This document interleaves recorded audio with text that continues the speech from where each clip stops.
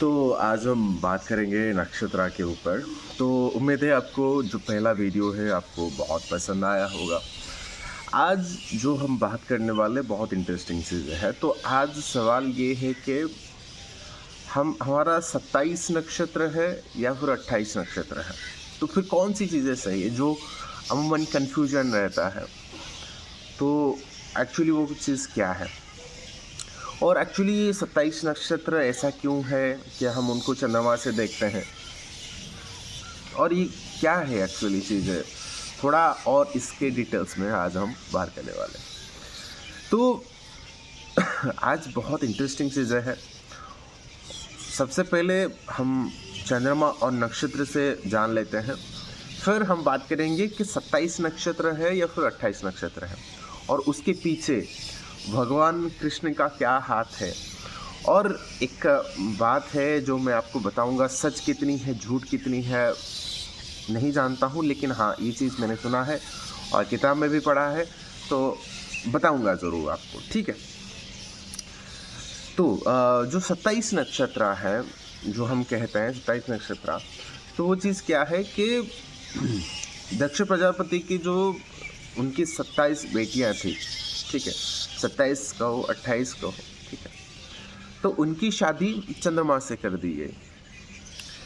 तो फिर ठीक है, अगर 27 से शादी हो गई तो फिर चंद्रमा का फर्ज क्या है, चंद्रमा सोम, अगर आप किताबों में पढ़ोगे तो फिर सोम लिखा हुआ होगा, ठीक है। तो चंद्रमा से शादी होगी, जब चंद्रमा से शादी होगी तो फिर चंद्रमा का काम क्या था कि हाँ, हर एक बीवी के साथ एक एक दिन मतलब एक टाइम स्पेंड करना था। लेकिन उनको थोड़ा रोहिणी बहुत पसंद आई, क्योंकि रोहिणी के पास चार्मिंग नेचर था, खूबसूरती, अट्रैक्शन, ब्यूटी सब कुछ भरा हुआ था। कल मैंने आपको कहा था कि कृष्ण जी रोहिणी नक्षत्र में जन्म हुए थे, तो इस वजह से उनके अंदर कितनी कलाएं थी तो आपको सबको मालूम होगा ज़रूर। तो वो रोहिणी के पास बहुत टाइम रहना शुरू कर दिया कि उनको पसंद, क्योंकि आप भी अच्छे से जानते हैं, अगर आपके कोई दोस्त होंगे, कोई अगर आपका पसंदीदा दोस्त हो तो फिर उसके साथ थोड़ा बातचीत करना, टाइम स्पेंड करना आपको अच्छा लगता है। चाहे आप किसी की बात ना सुनो, उसकी बात सुनना करना आपको कहीं ना कहीं अच्छा लगता है, चाहे वो कुछ भी कह दे, ठीक है। तो बिल्कुल उसी तरह तो फिर जब चंद्रमा रोहिणी के साथ बहुत ज़्यादा टाइम स्पेंड करना शुरू कर दिया, तो फिर जाहिर सी बात है लड़कियों को जलन होगी ज़रूर, ठीक है।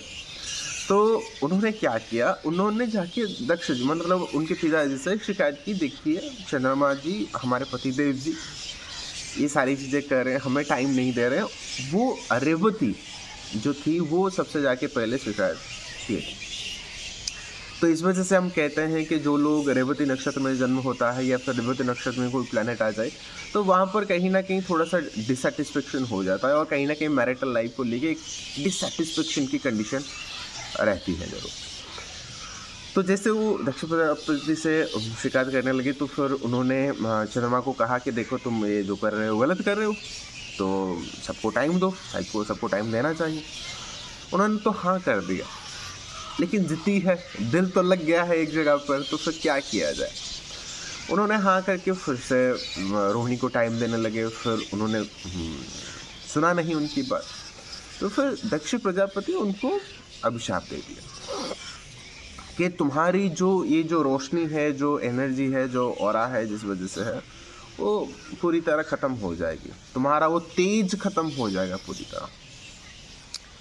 तो जैसे जैसे जैसे ये अभिशाप आया, तो फिर कहीं ना कहीं चंद्रमा, देखोगे चंद्रमा पूर्णिमा के दिन कितना ग्लो करता है, तो उसी तरह चंद्रमा पूरी तरह डार्कनेस, अमावस्या में कन्वर्ट हो गया।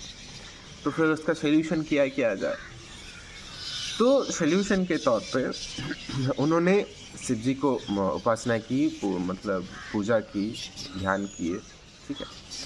तो शिव जी ने उनको कहा कि नहीं, तुम्हारी जो एनर्जी है, ऊर्जा है, वो घटती जाएगी, बढ़ती जाएगी, फिर घटती जाएगी, फिर बढ़ती जाएगी, ऐसे ऐसे होगा।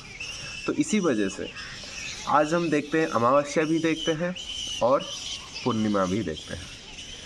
तो जैसे जैसे क्रम बढ़ता जाता है, घटता जाता है, उसी तरह एक एक के नक्षत्र में उनका गोचर होता चला जाता है। तो पूर्णिमा के दिन और एक नक्षत्र में, फिर घटते घटते क्रम में, बढ़ते बढ़ते क्रम में, तो ऐसे आप देखोगे एक महीने में एक पूर्णिमा आती है, एक अमावस्या आती है। तो उसी तरह जो 27 नक्षत्र है, तो फिर वहाँ पर एक एक दिन रहते रहते रहते रहते चंद्रमा गोचर करती चली जाती है। तो ये थी नक्षत्र और चंद्रमा, पूर्णिमा और अमावस्या। तो शायद इससे आप बहुत कुछ रिलेट कर सकते हो।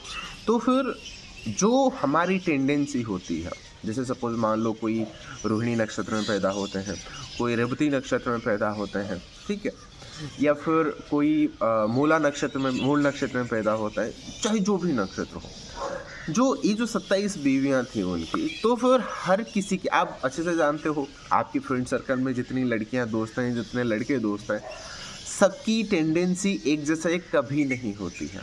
तो बिल्कुल उसी तरह जो उनकी 27 बीवियाँ थी, तो फिर सबकी नेचर एक जैसा कभी नहीं हो सकता है। जहाँ पर रोहिणी तो बहुत चार्मिंग है, बहुत ब्यूटीफुल है, बहुत अट्रैक्टिवनेस है उनके अंदर, तो रेवती के पास चले जाओगे तो फिर ऑस्पिशियस होने के साथ साथ उनके पास देखोगे शिकायत करने की कहीं ना कहीं टेंडेंसी आ जाती है। तो ऐसे ऐसे करके सारे नक्षत्र में जब हम पढ़ेंगे तो फिर उनके बारे में डिटेल्स में जानेंगे क्या टेंडेंसी है और उनका जो नेचर होता है, और उनके साथ अगर चंद्रमा उस दिन अगर हो तो फिर वो नेचर हमारे अंदर देखने को मिलता है।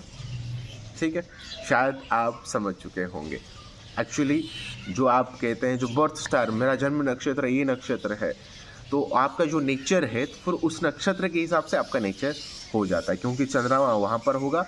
चंद्रमा है आपका माइंड, आपका मन है चंद्रमा, तो फिर आपकी टेंडेंसी, आपका नेचर कहीं ना कहीं वैसा होता चला जाएगा।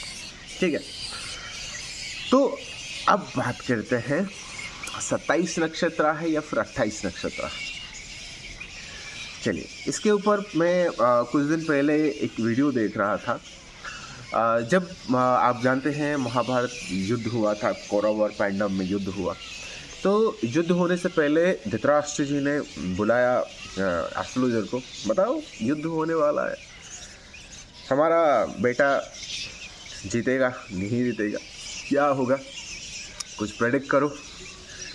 तो जो पंडित जी थे, ज्योतिष जी थे, वो ग्रह नक्षत्र ठीक है, हाँ तुम्हारे कुंडली, बच्चे की कुंडली में तो ये सारी चीज़ें हैं। उन्होंने कहा महाराज आपका बेटा भी जीतेगा, कोई टेंशन मत लीजिए, उसकी कुंडली में है ग्रह नक्षत्र ऐसे हैं, वो तो जीत के ही रहेगा, आप टेंशन मत लीजिए।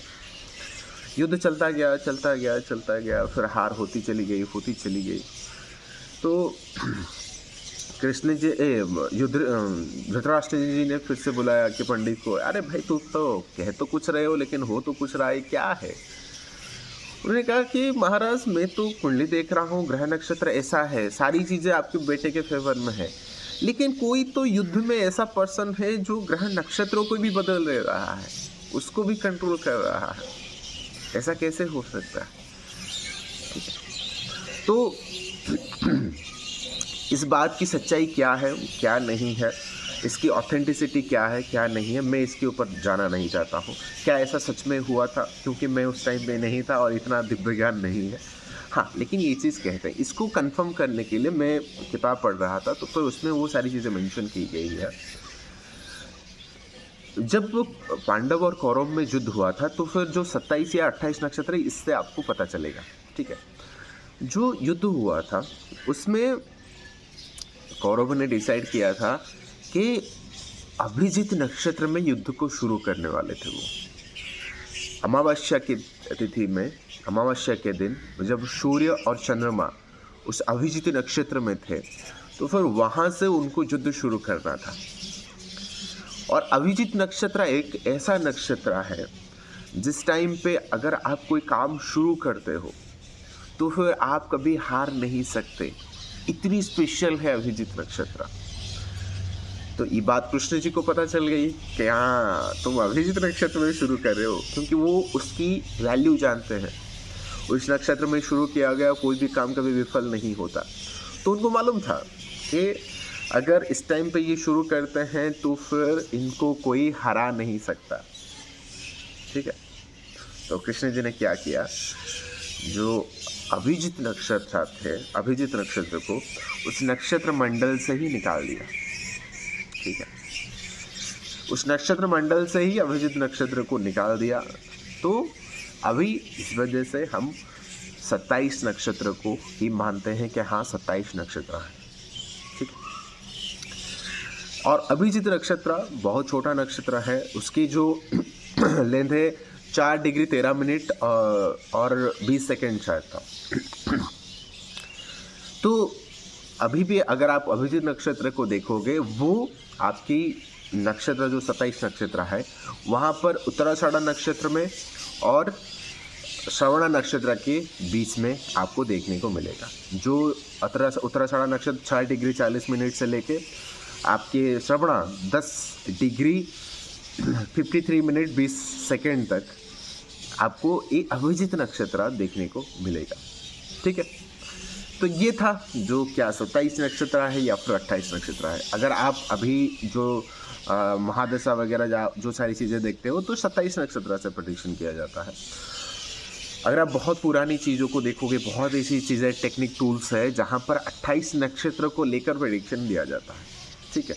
तो 27 नक्षत्र भी सही है, 28 नक्षत्र भी सही है। जो आप कंफर्टेबल हो, जिस चीज़ से आप करना चाहते हो वो चीज़ आपको सही, कोई इशू नहीं है, दोनों में कर सकते हो, ठीक है।